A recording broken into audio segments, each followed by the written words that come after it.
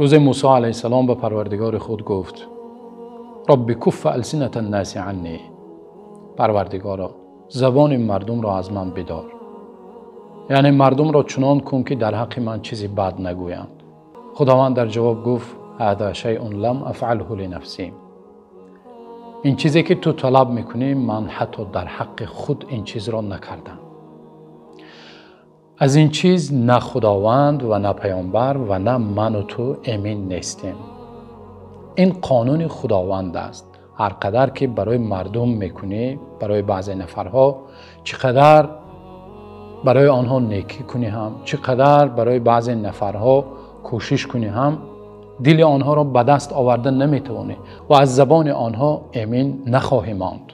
و همچنین هم چنانه که گفتیم مردم در حق خداوند سخنهای ناجا و ناشایسته گفتند.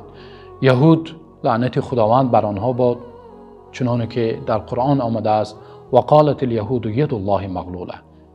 یهود گفت دستان خداوند بسته است، خداوند بخیل است. گفت نعوذ بالله. غلت ایدیهم ولعنوا بما قالوا، دستان آنها بسته باد و آنها با چنین سخنهای گفتهشان به لعنت گرفتار شدند. و حتی پیامبران از این چیز امین نماندند. پیامبر صلی الله علیه و سلم را چقدر سخنهای قبیح و چقدر دشنام ها میکردند. برای همین هم خداوند میفرماید و کذالک جعلنا لكل نبی عدوا من المجرمین، ما اینچنین برای هر یک پیامبر از قوم بدکردارانش دشمن قرار دادیم. هر یک پیامبر دشمنی داشت.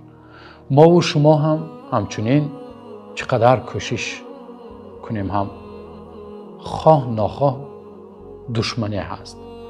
خواه ناخواه نفرهای پیدا می شود که در حق ما و شما سخنهای ناجا می گویند.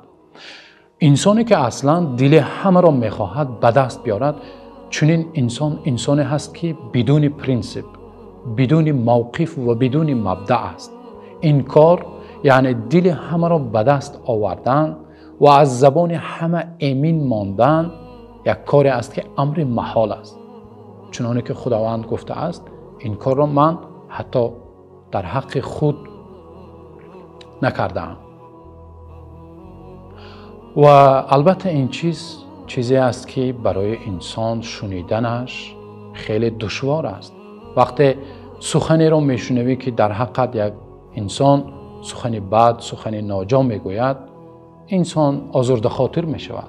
خداوند هم با پیامبر صلی الله علیه و سلم میگوید ولقد نعلم انه یضیق صدرک بما یقولون فسبح بحمد ربک وکن من الساجدین.